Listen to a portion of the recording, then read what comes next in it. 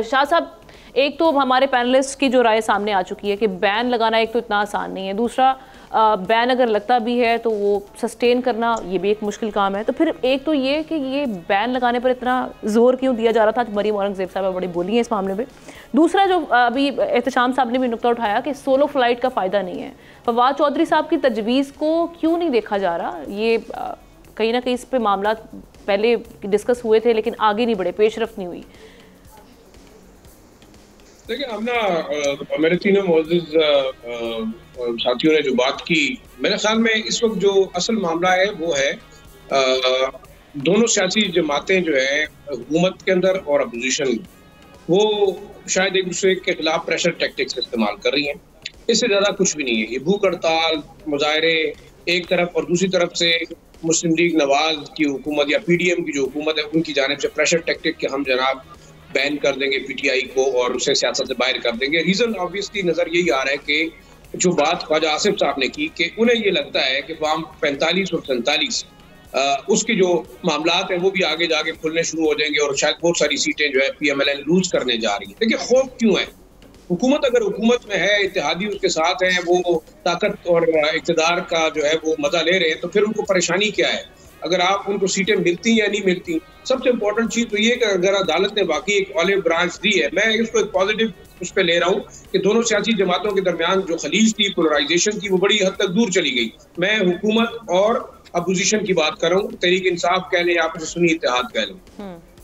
अब अगर आप बैन लगाते हैं तो वाकई उसका रिजल्ट क्या आएगा? आप क्या वाकई तहरीक इंसाफ को सियासत से बाहर करना चाहते हैं? तो आपके ख्याल में इतने बड़े जो उसके फॉलोअर्स हैं, आप उनका क्या करेंगे?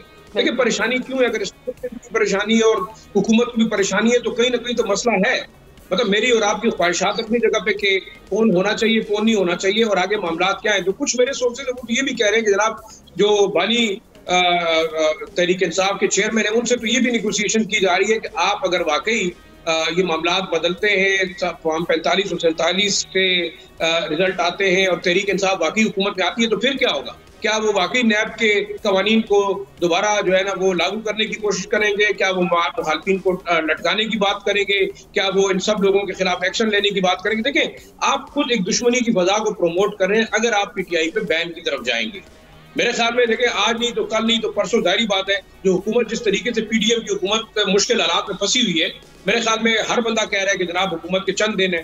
खुद प्राइम मिनिस्टर साहब भी कह रहे हैं कि जनाब उनको प्रेशर डाला गया तो वो इस्तीफा दे देंगे। लेकिन तो फिर बैन की बात तो हुकूमत की जानिब से नहीं है शाह साहब? मतलब कौन सा ऐसा मामला है जिसके ऊपर?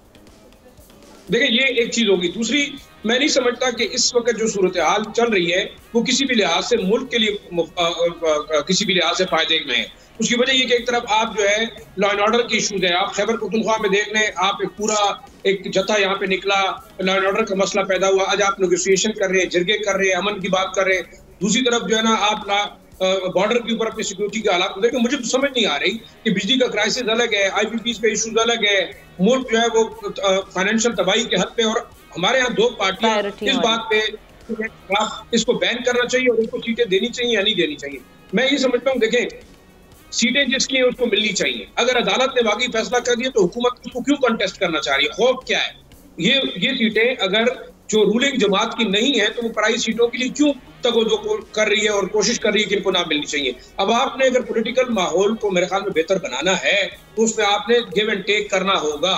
इसमें कोई दूसरी राय नहीं है। अब आप भले ना माने लेकिन कैदी 804 इस सियासत का एक इम्पोर्टेंट मोहरा है। तो उसके साथ डील करते हैं या आप उसके साथ उसको सजा देते हैं, आपने जो भी करना होगा। लेकिन एक जो इम्पोर्टेंट चीज तो ये है कि अगर इसी तरह पॉलिटिकल विक्टिमाइजेशन सियासी जमातों की रही, जो बरसर इक़्तिदार जमातें हैं वो हर हरबा इस्तेमाल करती हैं। वो 1954 में भी हुआ, 71 में भी हुआ, फिर आपके पास अभी जो जमातों पे बैन लगा उन पे भी हुआ, पीपल्स पार्टी के बैन लगा उस पर भी हुआ। अब क्या PMLN पीपल्स पार्टी दोबारा PTI पे बैन लगाने जा रही है और वही जो है वो हिस्ट्री रिपीट करने जा रही है? तो कल मेरे ख्याल में फिर वही बात होगी कि अगर तहरीक इंसाफ आइंदा साल, इससे अगले सालों में बरसर इक़्तिदार आती है तो उसका रवैया क्या होगा? फिर वो कहेगी फांसी लटका दो, मैं चोरों को लटका दूंगा।